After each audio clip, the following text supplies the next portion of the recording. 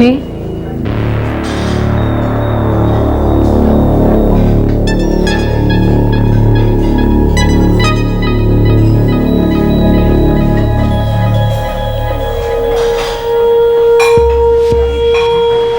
काफी बेसब्र है आप। एक ड्रिंक तो हो जाए मिस्टर, तो बातें, कम से कम इंट्रोडक्शन तो हो जाए।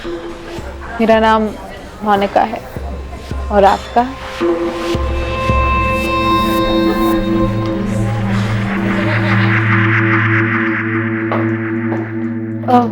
मैं मिस्टर राहुल मल्होत्रा की गेस्ट हूँ, रूम नंबर 203। वो मुझे एक्सपेक्ट कर रहे हैं। आपका नाम मैडम? मोनिका। मोनिका क्या? सिर्फ Monica. 1 second, I'll just call him. Mister Rahul Malhotra आपके लिए गेस्ट है, miss Monica. Yes sir, room number 203 second floor. Thanks.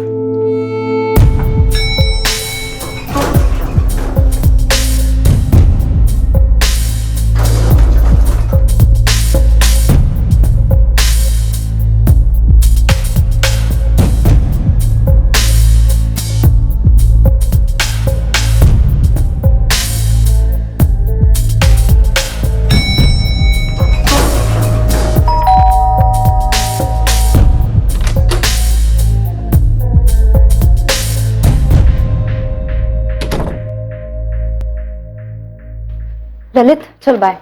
हाँ सुन इंदा, ये एक नए गेस्ट ने चेक इन किया है ना, राहुल मल्होत्रा फ्रॉम सूरत। हाँ, चेक इन के बाद एक फीमेल गई थी उसके रूम में, गेस्ट। तो इसमें नया क्या है? चल बाय। चल बाय।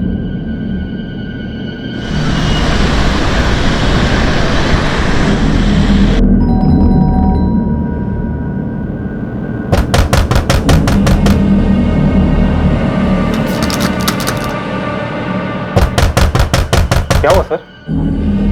ये दिखने में बंटी, तब से दरवाजा नॉक कर रहा हूँ, कोई दरवाजा नहीं खोल रहा है। सर मैं सुबह सफाई के लिए आई थी, बहुत बार बेल बजाई लेकिन किसी ने दरवाजा खोला नहीं। मुझे लगा सो रहे होंगे। लेकिन माला 10 बजे का चेकआउट टाइम था इनका, अब तो 11 बजने को आए हैं। दरवाजा खुल जाना चाहिए था अब तक तो। लगता है कुछ गड़बड़ है, दरवाजा खोल के देखना होगा।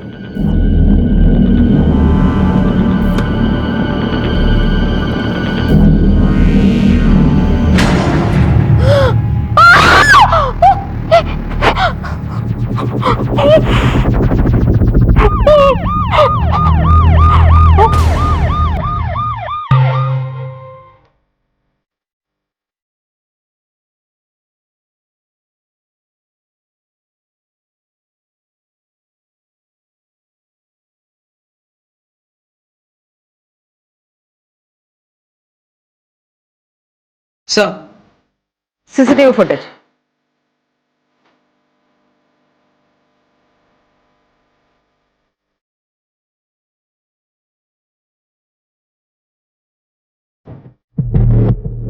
झिझक रही है, लेफ्ट राइट देख रही है। यस सर, शायद इस होटल में पहली बार आई हो। मैम, मैंने पहले कभी होटल में इस मोनिका को नहीं देखा था। पक्का?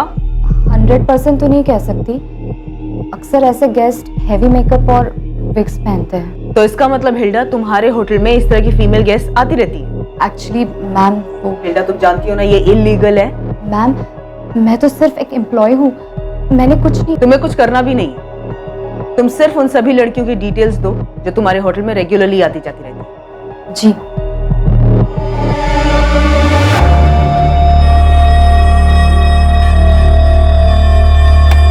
सही आदमी थ्रू आउट नीचे अपने फोन की तरफ देख रहा है, सीसीटीवी अवॉइड कर रहा है। आईडी क्या दी थी इसने रिसेप्शन पे?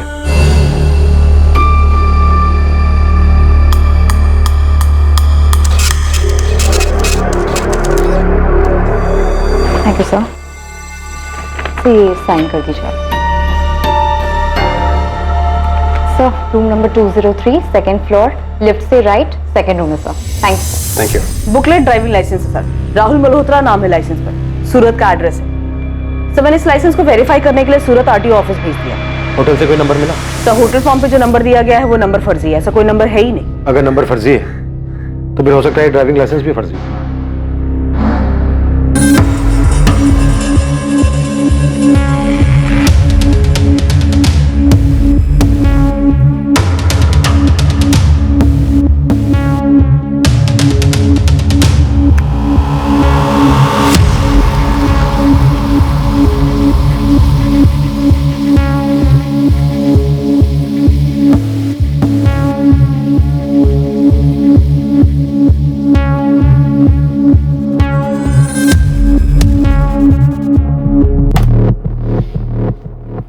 आदमी ने चेक इन किया, फिर अपने रूम में गया। उसके थोड़ी देर बाद वो होटल बार में गया, वहां वो औरत उसे मिली। उसके थोड़ी देर बाद वो वापस अपने रूम में आया और उसके 10 मिनट बाद वो औरत उसके रूम में गई। हाँ सर, और उसके बाद अगले दिन। हाँ मैम, पूरे वक्त नीचे सेलफोन की तरफ देखकर बात कर रहा था। मैडम वाकई में मैंने उसका फेस ठीक से नहीं देखा। ललित, हमने सीसीटीवी फुटेज देखा है और उसमें साफ साफ दिखाई दे रहा है कि तुम्हारे और इस राहुल मल्होत्रा के बीच में बातचीत हुई है। क्या बात हुई थी?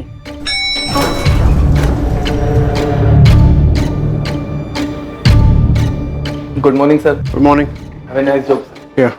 लेफ्ट साइड अवॉइड कीजिएगा सर, थोड़ा काम चल रहा है। फिर ललित क्लीनिंग स्टाफ के साथ ऊपर रूम में गया और हमें फोन किया। ये लास्ट क्लिप थी सर।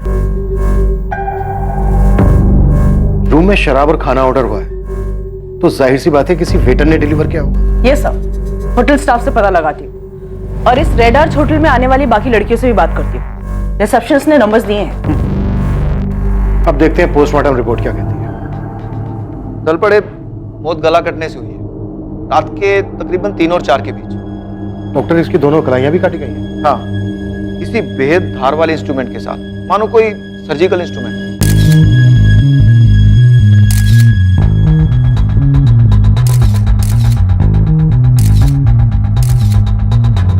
डॉक्टर, क्या कातिल का मेडिकल बैकग्राउंड हो सकता है? पॉसिबल है, पर यह हत्यारा निहायती विकृत इंसान है। हत्या के बाद लाश के साथ अननेचुरल सेक्स और कॉन्डम यूज किया गया। विक्टिम शायद एक सेक्स वर्कर रही होगी, मे भी इसकी पहली मीटिंग रही हो। विक्टिम की आंखों पर स्कार्फ, इसके हाथों में हथकड़ी, शायद किलर खुद लाया था। या ये भी हो सकता है कि ये सेक्स वर्कर ये सब खुद अपने साथ लाई हो, अपने क्लाइंट की अजीबोगरीब डिमांड पूरी करने के लिए। जैसा भी हो, पर आपका मुजरिम एक पढ़ा लिखा मेडिकल बैकग्राउंड वाला शातिर और विकृत साइकोपैथ मालूम होता है।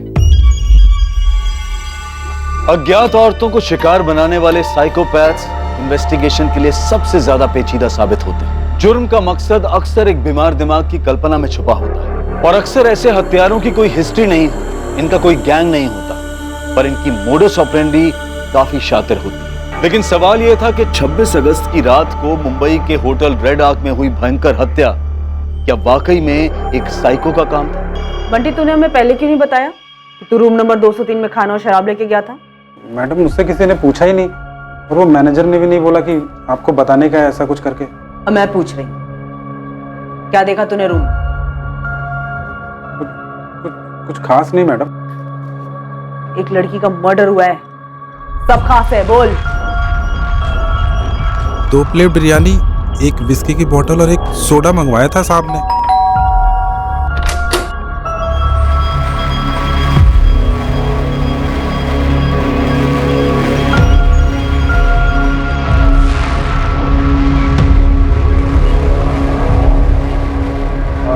मैडम, और कुछ लगेगा?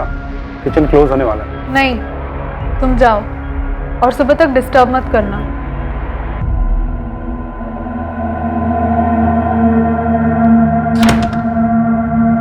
सुना तुमने? जी मैडम।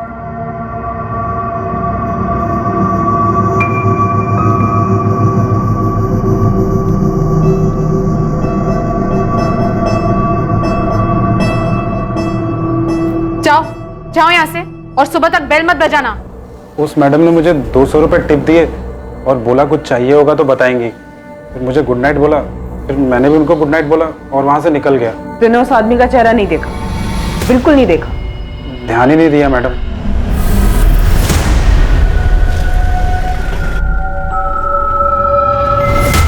सर, फोटो में तो खाली दाढ़ी दाढ़ी दिख रही है, इसका चेहरा तो दिख ही नहीं रहा। वो तू मुझे दिखाएगा। जी। हम साइको हिस्ट्री शीटर खंगाल रहे हैं, तू पता कर शहर में कोई नया सिरफिरा आया क्या। जी सर। Scalpel, scalpel. कहाँ खोए हुए रहते हो? ओटी में हो तुम? Damn it. सॉरी डॉक्टर, हम तहकीकात कर रहे हैं, जैसे कुछ पता चलेगा मैं तुम्हें फोन कर दूंगा। ऐसे बार बार आने की जरूरत नहीं है तुम। आपने मेरे दीदी के हस्बैंड से बात की? हम काम कर रहे हैं मनसुख। क्या काम कर रहे हैं? मैं कब से आपसे बोल रहा हूं कि उनके हस्बैंड से पूछताछ कीजिए। आप बता क्यों नहीं रहे हैं कि आपने बात की है या नहीं की? मुझे याद है इसका चेहरा, नई थी, पहले से यहाँ कभी देखा नहीं, हमारे ग्रुप की नहीं थी। तुमने ऐसे किसी आदमी को होटल में नोटिस किया था क्या? जिसने हुडी पहनी थी?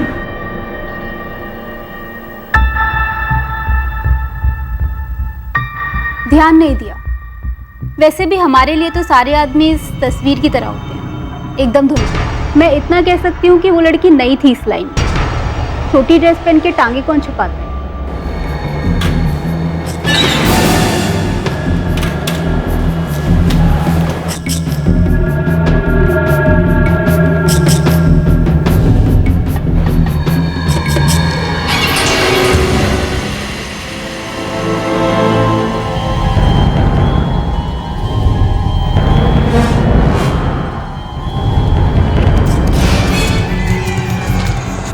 Hilda, yes ma'am. क्या कोई ऐसी बात है जो तुम लोगों ने हमें ना बताई हो? नो मैम, ऐसी कोई बात नहीं है। तो फिर ये कैसे नहीं बताया कि रात को उस राहुल और मोनिका ने अपने रूम में खाना और शराब मंगाई थी? मैं ड्यूटी पर नहीं थी ना मैम। तुम लोग करते रहो मेरी ड्यूटी और उसकी ड्यूटी, पर हम लोग अपनी ड्यूटी करेंगे और तुम सबको चार्जशीट में घसीटेंगे। उसके बाद तुम सबकी वाट लगेगी, समझी?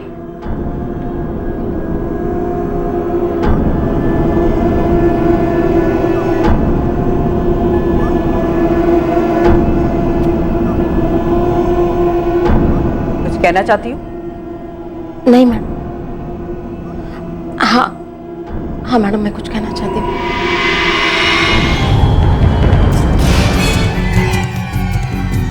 पुलिस अभी केस के सारे एंगल्स खंगालने में लगी हुई थी और इसी बीच जब तक वो अपने मेन सस्पेक्ट बंटी तक पहुंचे वो फरार हो चुका था।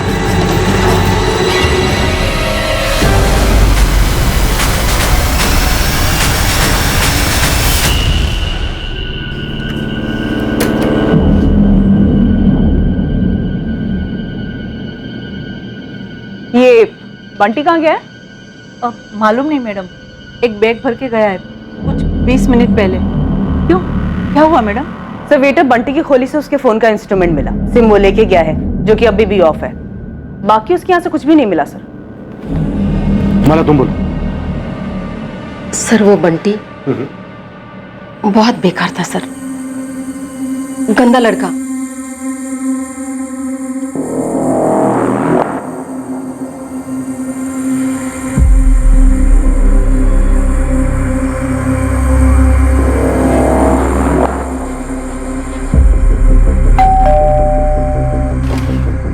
मैडम डिनर ले आओ।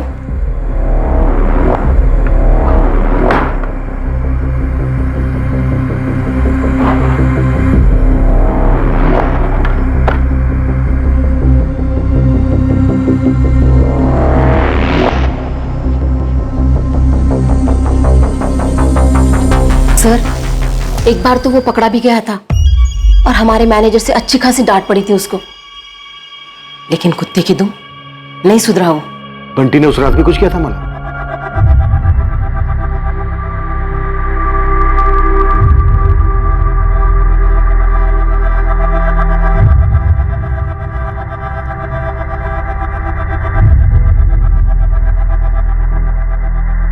ए बंटी, तू फिर से ये बदी हरकतें कर रहा है? ए, तेरी वीडियो तो नहीं उतारी ना बुड्ढी?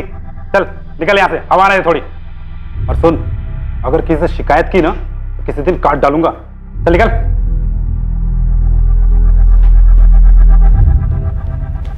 माला तुम्हें लगता है बंटी ने रूम नंबर 203 में भी वीडियो बनाया था? सर निकला तो वहीं से था वो। Madam dinner. सर, जब मैंने बंटी से क्वेश्चन किया तो जाहिर सी बात है उसने नहीं बताया अपनी इस लत के बारे में, और शायद कल रात को जब मैं माला से बात कर रही थी होटल में तब उसने देख लिया हो और भाग निकला। और तुम कह रही हो कि होटल वालों के पास उसका सही एड्रेस तक नहीं है? यस सर, नहीं है। यहां वहां से पूछ के मैंने उसका एड्रेस निकलवाया, तब तक काफी देर हो गई। दोनों रिसेप्शनिस्ट, मैनेजर, सारा स्टाफ सबकी जम के क्लास लेके होटल चला रहे हैं, मजाक कर रहे हैं क्या? फिर मिले हुए हैं सबके सब। रेड आर्क होटल के पूरे स्टाफ से कड़ी पूछताछ की गई, पर किसी भी स्टाफ के पास वेटर बंटी की कोई जानकारी नहीं मिल पाई। रेड आर्क होटल में वेश्यावृत्ति करने वाली सारी लड़कियों से भी पूछताछ हुई। ना कोई विक्टिम के बारे में कुछ जानता था और ना कातिल के बारे में। शहर के उन तमाम हिस्ट्री शीटर्स को भी खंगाला गया जिन्होंने अतीत में अज्ञात औरतों पर, खासकर सेक्स वर्कर्स पर हमले किए थे। साथ ही पुलिस के खबरी अपने पिटारों से हर मुमकिन पैतरा अपना रहे थे बेनाम विक्टिम, बेनाम हत्यारा और भागे हुए वेटर बंटी पर कोई भी लीड पाने के लिए। पर इस केस पर किसी भी तरह की कोई लीड नहीं मिल पा रही थी और कत्ल को पूरा 1 महीना बीत चुका था। और दूसरी ओर मुंबई से 300 किलोमीटर दूर सूरत में इस केस की अहम कड़ियां बिखरी पड़ी थी।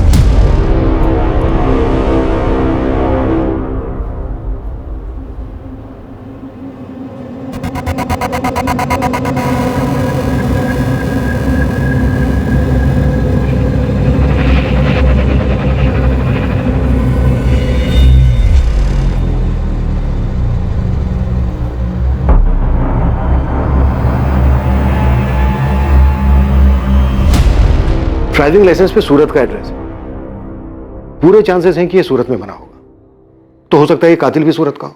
यस सर, किसी एडल्ट डेटिंग साइट के जरिए या फिर किसी एस्कॉर्ट सर्विस के जरिए सेक्स वर्कर को मंगवाया हो, अपनी विकृति पूरी कर ली और वापस सूरत चला गया होगा। सस्पेक्ट और विक्टिम दोनों की फोटोग्राफ सूरत पुलिस हेडक्वार्टर में भिजवा दो, अपने सभी थानों में भिजवा देंगे सर। और वेटर बंटी पर क्या लीड है? बंटी के कॉल रिकॉर्ड्स निकाले मैंने सर, पर शक करने जैसा कुछ भी नहीं है। फरीदा, खबरी राजू को बोलो कि वेटर बंटी के साथ साथ विक्टिम की आइडेंटिटी की लीड पता करने पर भी लग जाए। Right sir.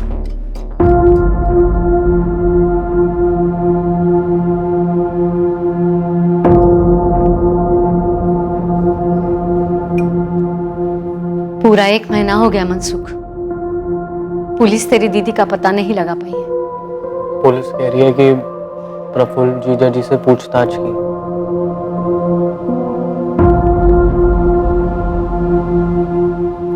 मैं कह रही हूँ प्रफुल्ल जिम्मेदार नहीं है, वो तेरी बहन में ही था। तूने बाकी सब कुछ पुलिस को बता दिया? वो बहुत पहले का था मम्मी।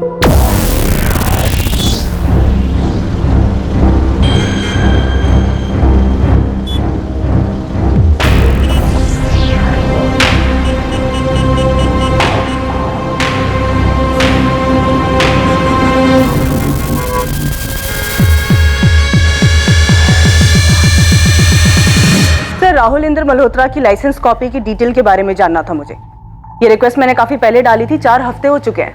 हाँ, वो 2002 के पहले का रजिस्ट्रेशन है ना, बुकलेट लाइसेंस, इसलिए ऑनलाइन नहीं मिला मैडम। हजारों फाइलों में से ढूंढकर हमने इसे निकाला है, इसलिए थोड़ा वक्त लगा। इस राहुल इंद्र मल्होत्रा ने जो एड्रेस डाला है 13/9 केसरबाग, इस एड्रेस पे हरिओम रावल रहता है, जिसके नाम पे ये लाइसेंस 17 साल पहले बना था। तब ये हरिओम 18 साल का था। आप इसकी एक कॉपी मुझे फैक्स कर दीजिए।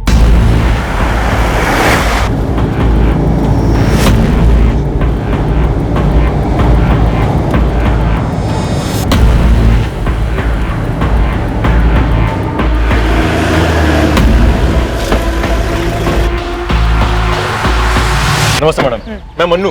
वो राजू खबरी ने आपकी हेल्प करने के लिए भेजा है। राजू ने पूरा केस समझा दिया ना? हाँ मैडम, A to Z।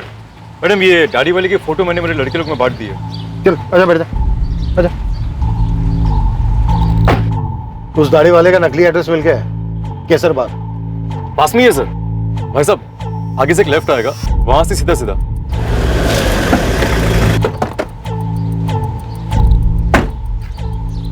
तेरा पता ना, ये रहा सर। ठीक है मन्नू, तब तक आसपास तू ये फोटो घुमा। ठीक है? ठीक है सर।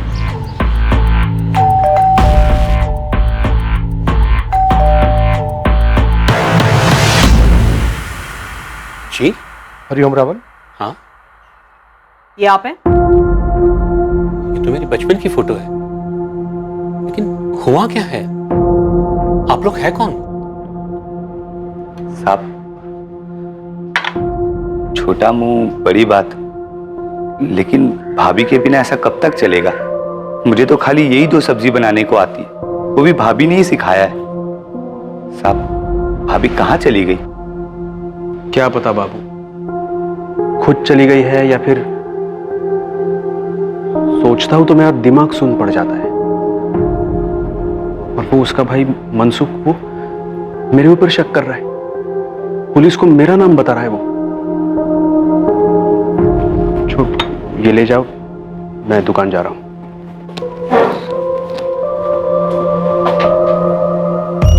राहुल इंद्र मल्होत्रा?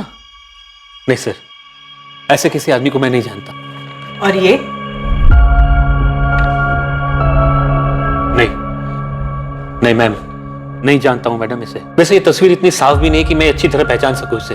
प्रियम, अच्छे से याद करके बताओ, आपने अपना ड्राइविंग लाइसेंस किसी के हाथ में दिया था? किसी बैंक में, किसी हॉस्पिटल में, या फिर किसी फॉर्म के साथ? नहीं सर। सर वैसे ये इंदर मल्होत्रा है कौन जिसने मेरे लाइसेंस से फर्जी लाइसेंस बनवाया? ये वही है जिसने मुंबई में एक बहुत ही क्रूरता से हत्या की। क्या?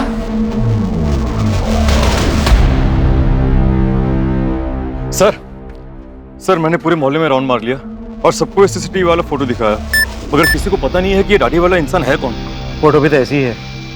सर, सूरत पुलिस के न्यू मार्केट थाने से मैसेज आया है, एक औरत की मिसिंग कंप्लेंट दर्ज हुई थी। इसकी फोटो हमारी विक्टिम से मैच होती है सर। कौन है ये? कोई जिग्ना पटेल, इसका एड्रेस भी सेंड किया। यस, यही है। कातिल की खोज में सूरत आई पुलिस को आखिरकार विक्टिम का पता मिल गया था। क्या अब कातिल का पता चलने वाला था? या कातिल वाकई में कोई साइकोपैथ था, या फिर इस केस की हकीकत कुछ और ही थी? ये जिग्ना है हमारी दीदी। ये मुंबई में क्या कर रही हैं? पिछले 1 महीने से गायब है। मैंने यहाँ पे कंप्लेंट लिखवाई थी और वो लोग बोल रहे हैं कि तलाश जारी है। आपको मिली क्या दीदी? बताइए।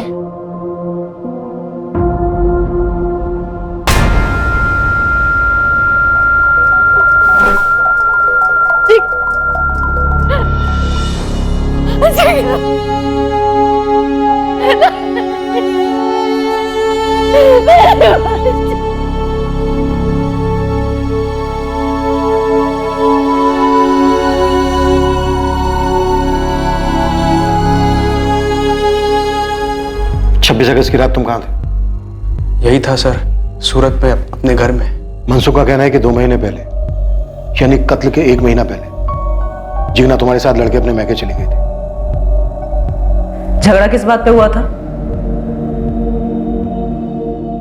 शादी के बाद पहले 2-3 महीने सब ठीक चल रहा था, लेकिन अचानक से जिग्ना बदल सी गई थी। क्या बात है? तुम ही बताओ जिग्ना, क्या बात है? इस वक्त क्या चल रहा है तुम्हारे दिमाग में? बिना सोच के बताओ तुरंत। मैं ये सोच रही थी, तुम मुझे ऐसे घूर क्यों रहे हो? घूर नहीं रहा था, प्यार से देख रहा था। यही सोच रहा था कि कितने दिन हुए हैं हमने कुछ किया ही नहीं है। मेरे छूने से तुम्हें घिन आती है? ड्रामा मत करो, मेरे सर में दर्द है। सर में दर्द? पिछले 3 महीने से सर में दर्द है तुम्हारे। नहीं है मूड मेरा। लेकिन क्यों? अभी अभी शादी हुई है ना हमारी। शादी हो गई है तो क्या लाइसेंस मिल गया है? खरीद लिया है मुझे कि जब चाहो मजे कर लो? सेक्स वर्कर समझते हो?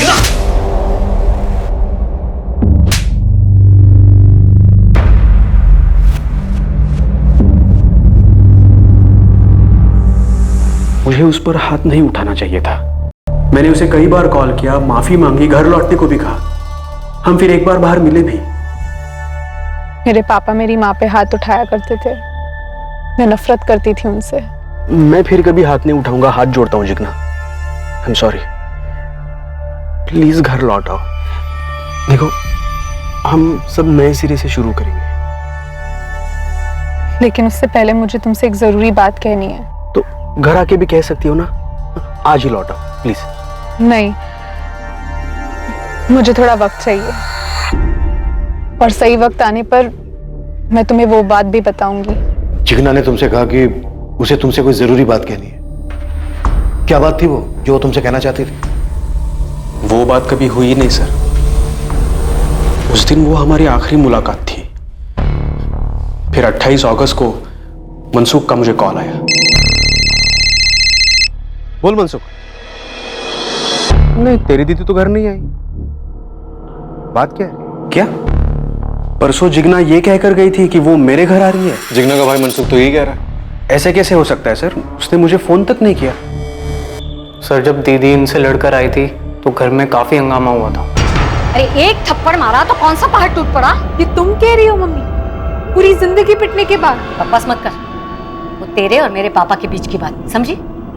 कम से कम तेरे जैसे मुंह तो काला नहीं किया ना। मैंने कुछ गलत नहीं किया है रवि के साथ। तो क्या रवि के बारे में प्रफुल्ल को बताया या मैं बताऊं? अरे नहीं मम्मी, तुम क्यों बीच में पड़ रही हो?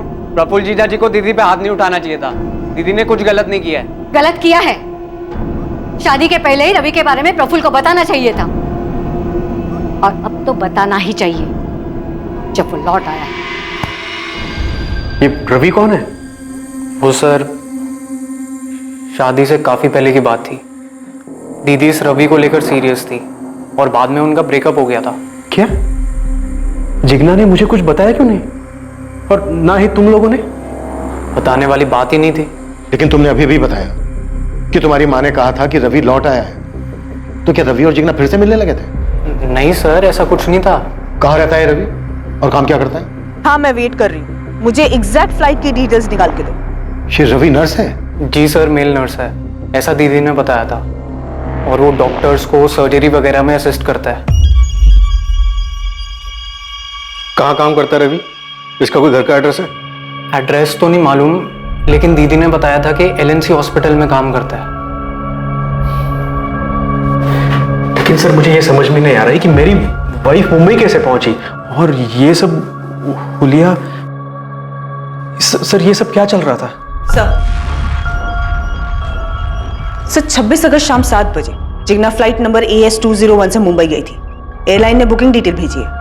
सर लेकिन मुझे कुछ नहीं बताया था जिग्ना ने मुंबई के बारे में। और हमें दीदी ने बोला था कि वो अपने घर वापस प्रफुल्ल के पास जा रही हैं। कहाँ जा रही हो दीदी? मैं वापस अपने घर जा रही हूँ। मेरी प्रफुल्ल के साथ सुलह हो गई है। इससे अच्छी खबर तो सालों में नहीं सुनी मैंने। बाकी का सामान मनसूख के हाथ भिजवा दूं? नहीं, 2-3 दिन बाद मैं खुद आकर लेके जाऊंगी। चलती हूँ, बाय। और एयरपोर्ट से सीधा रेड आर्च होटल पहुंची होगी। पर सवाल यह है कि क्यों, और वो भी एक एस्कॉर्ट के रूप में। माजरा क्या है?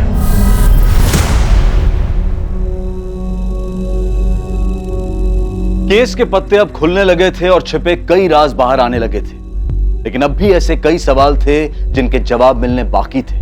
जिग्ना और उसके एक्स बॉयफ्रेंड रवि देसाई के बीच में आखिर क्या चल रहा था? जिग्ना बिना किसी को बताए मुंबई क्यों गई थी? और क्या जिग्ना की हत्या के पीछे रवि का हाथ था, या फिर इस हत्या के पीछे कोई और ही कहानी थी जो अब तक राज बनी हुई थी? क्या बकवास कर रहे हैं? मैं जिग्ना को क्यों मारूंगा? मैं प्यार करता था उससे। सुबह 8 बजे इसने एक सर्जरी करनी थी और सुबह 4 बजे ही हमें घर कमरे ठेके से। मैं अपनी शिफ्ट कैंसिल करने वाला था। इतना पीकर बिना सोए सर्जरी में जाऊंगा, इतना बड़ा बेवकूफ नहीं हूं मैं। बेवकूफ नहीं है तू, बल्कि बेहद शातिर है। पहले ये बता, जिग्ना से कैसे मिला था? जिग्ना की शादी के 1 साल पहले तुम दोनों का ब्रेकअप हो गया था। हाँ, और हम उससे भी पहले मिले थे, 4 साल पहले। यहाँ नहीं, महसाना में। महसाना में क्या था? जिग्ना अपने मम्मी की नी रिप्लेसमेंट सर्जरी कराने आई थी।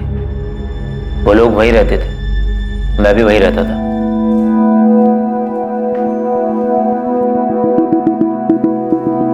फर्स्ट क्लास गई सर्जरी। अब आपकी मॉम फुटबॉल खेल सकती है? बस वो ठीक से चल फिर सके, वही बहुत है। एक बात कहूँ, बुरा तो नहीं मानेंगे? कहिए।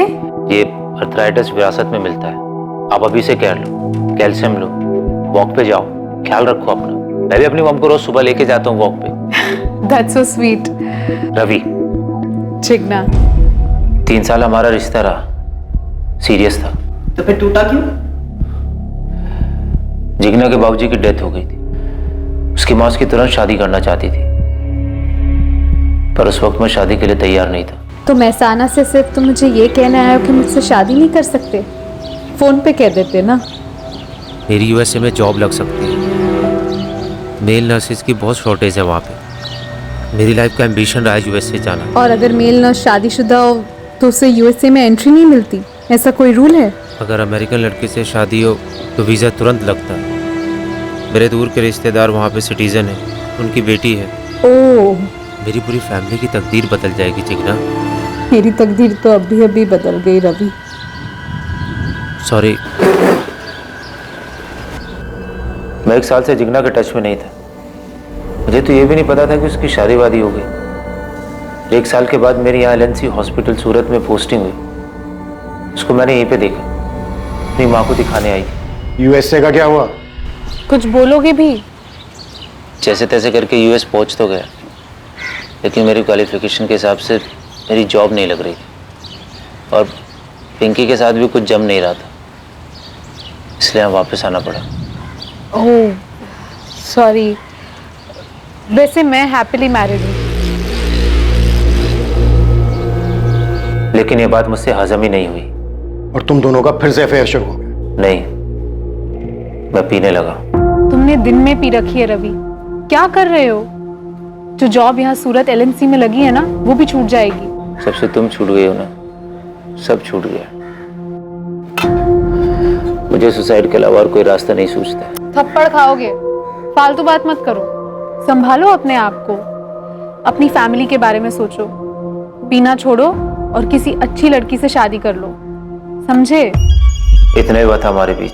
नहीं, जिग्ना मुंबई गई, तू मुंबई गया? जी नहीं, मैं मुंबई नहीं गया था। तो फिर 26 अगस्त की रात को तू कहां था, किसके साथ था? 26 अगस्त कहाँ था?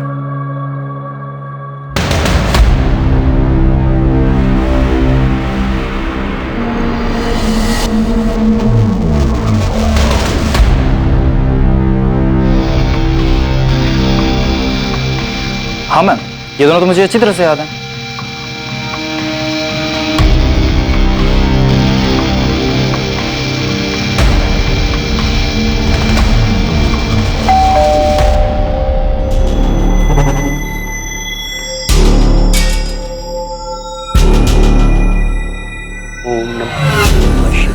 बाबा, बोलो बेटा। मुझे आपको कुछ बताना है। सब मारना नहीं साहब, सब मारना नहीं साहब, सब उस औरत के मर्डर मेरा कोई हाथ नहीं है साहब। तब फिर तेरे पैर क्यों भाग खड़े हुए राजा? मुंबई से डायरेक्ट कोंकण, ऐसे ही टाइम पास के लिए। और क्या क्या करता है तू टाइम पास के लिए? कुछ नहीं साहब। याद आया कुछ? कहां था 26 अगस्त की रात को? सर बस मुझे इतना याद है, मैंने बहुत ज्यादा पी ली थी, इसके अलावा मुझे कुछ याद नहीं है। गलत। उस रात तूने जिग्ना को मुंबई भेजा बाय फ्लाइट, तो खुद भी गया बाय रोड, फिर मुंबई के मलाड एरिया के रेड आर्च होटल में गए तुम दोनों। उस होटल के रूम नंबर 203 में तूने जिग्ना का मर्डर किया, फिर उसकी लाश के साथ रेप किया।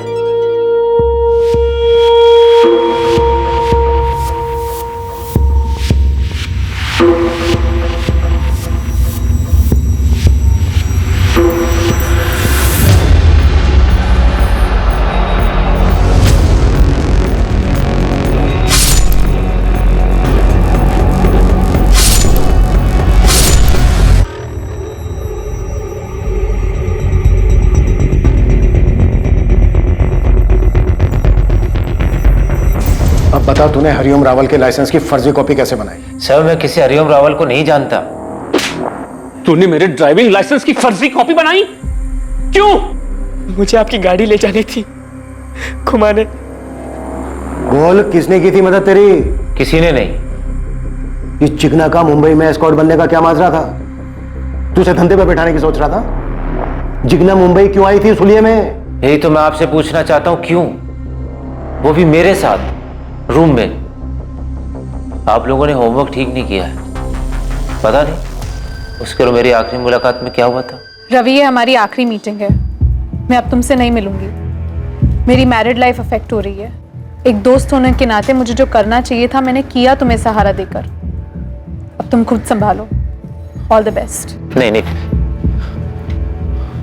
देखो तुम्हें अपनी मैरिड लाइफ डिस्टर्ब करने की जरूरत नहीं है, बस मुझे छोड़ के मत जाओ। हम पुरानी इक्वेशन मेंटेन कर सकते हैं। इतनी जोर से मारा था, सोचा नहीं था किसी लड़की में इतनी ताकत हो सकती है। बहुत होती है मिस्टर। अच्छा ये बताओ, और कुछ हुआ था उस दिन? एक और आदमी था जो उन दोनों पर नजर रखे हुए था, अभी याद आया। कौन आदमी?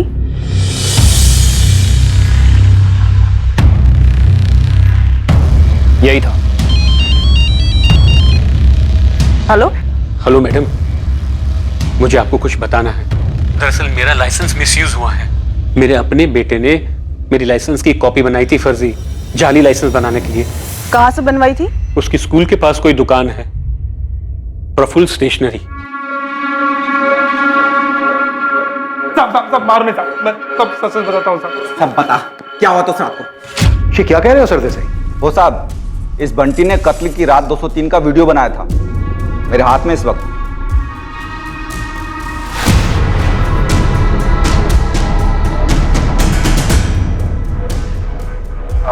मैडम और कुछ लगेगा? किचन क्लोज होने वाला है। नहीं, तुम जाओ। ठीक है, वो वीडियो तुरंत भेजो मुझे, क्विक।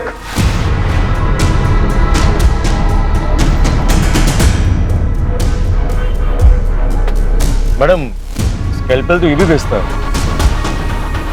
प्रफुल्ल पटेल, तुम बच्चों की किताबें बेचने के अलावा फोटोकॉपी भी करते हो, बायोलॉजी बॉक्स भी बेचते हो जिसमें स्कैल्पेल भी होता है। बाबू सच बोल, तेरी मालकिन का भयंकर तरीके से मर्डर हुआ है। ये देख।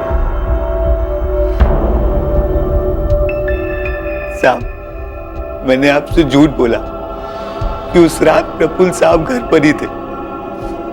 दरअसल शाम को वो बैग पैक करके कहीं निकल गए और अगले दिन सुबह लौटे। नमस्ते साहब। बाबू, किसी ने फोन किया था, पूछा मेरे बारे में? नहीं तो साहब। मेरे लिए नहाने का पानी गर्म करो। हाँ ठीक है साहब। नहीं, तुम जाओ और सुबह तक डिस्टर्ब मत करना।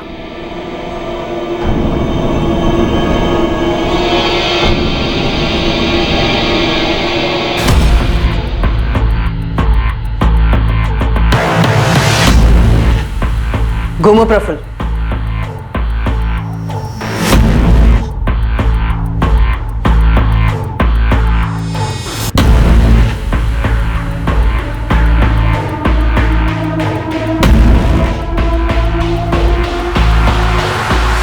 प्रफुल्ल पटेल, सारे सीसीटीवी कैमरास को पीठ दिखा के तूने हमें धोखा दिया।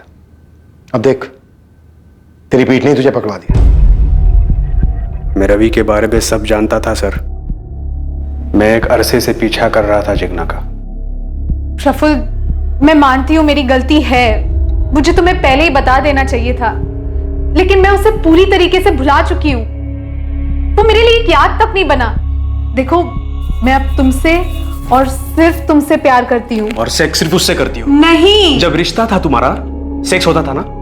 सीरियस रिलेशन था, और हाँ, सेक्स भी होता था। जिग्ना, तुम पहली औरत हो मेरी लाइफ में। मेरे लिए सब कुछ तुम ही थी। अब भी हो प्रफुल्ल। तुमने जो देखा वो कुछ भी नहीं था। अब कैसे समझाऊं तुम्हें? रवि अचानक से मेरी लाइफ में वापस लौट आया, लेकिन हमारे बीच में ऐसा कुछ भी नहीं है। झूठ बोल रही हो तुम जिग्ना। उसके बाद मैंने उसे फोन पे बहुत पटाया, माफी मांगी, तब जाके वो मुझसे मिलने आई। प्रफुल्ल, मैं चाहती हूँ हम दोनों सब कुछ भुलाकर एक नए सिरे से शुरू करें, और तुम मुझ पर कभी हाथ नहीं उठाओगे, और रवि को लेकर कोई सवाल जवाब नहीं करोगे। नहीं करूंगा, प्रॉमिस। जिग्ना, मैं भी नए सिरे से हमारा रिश्ता शुरू करना चाहता हूं, लेकिन मेरी एक छोटी सी विश है जो तुम्हें पूरी करनी होगी। क्या? देखो, मुझे लगता है कि हम दोनों के बीच में, खासकर बेडरूम में, काफी टेंशन सा रहा है। आज के बाद ऐसा कभी नहीं होगा, आई प्रॉमिस। जिग्ना, मुझे मेरी एक सीक्रेट फैंटेसी पूरी करनी है। कोई सुनेगा तो गलत लगेगा, लेकिन ऐसी कौन सी फैंटेसी है? मैं भी तो सुनूं। मुझे रोल प्ले करना है। कैसा रोल प्ले? जैसा हम दोनों किसी अलग शहर में अजनबी बन के मिले, तुम ग्लैमरस कॉल गर्ल हो और मैं स्टाइलिश क्लाइंट। लगता है मेरी गैर हाजिरी में तुम्हारा दिमाग कुछ ज्यादा ही चल रहा है। जिग्ना, प्लीज, मुझे सिर्फ ये एक फैंटेसी पूरी करनी है। देखो, एक बार हमारी फैमिली शुरू हो जाएगी ना, तो ये सब हो नहीं पाएगा। प्लीज ना मत करो, प्लीज। प्रफुल्ल, मैं प्यार करती हूँ तुमसे, और अगर तुम्हें इससे खुशी मिलेगी तो व्हाई नॉट। हम प्यार करने वाले पति पत्नी हैं, हमारे बीच में सब जायज है।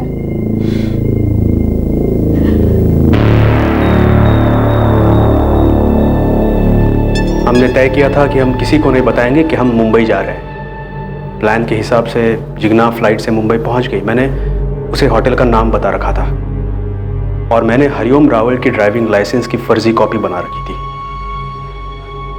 जिग्ना फ्लाइट से पहले पहुंच गई और मैं बाय रोड राहुल मल्होत्रा बनकर पहुंचा। राहुल मल्होत्रा ने होटल रेड आर्च में अपनी आईडी दिखाकर रूम नंबर 203 बुक किया और होटल के बार में राहुल टॉप की कॉल गर्ल मोनिका से मिला। डील हुई पूरी रात की। रूम में भी बड़ी चालाकी से राहुल ने अपना चेहरा छुपाया।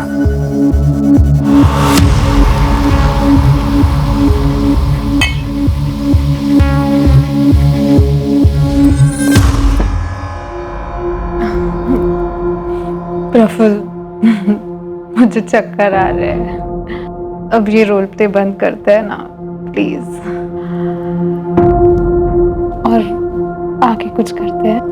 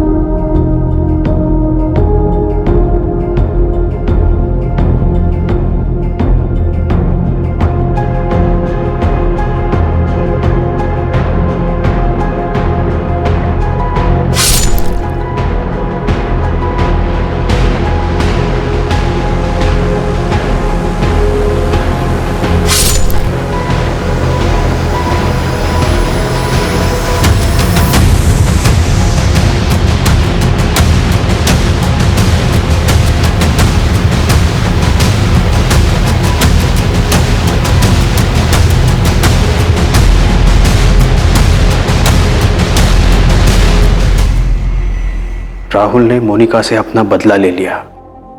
रोल प्ले का दी एंड हो गया। उसकी बेवफाई की सजा उसे मिली। फिर सीसीटीवी से बचते हुए राहुल मुंबई से सूरत लौट आया बाय रोड, और फिर से राहुल प्रफुल्ल पटेल बन गया।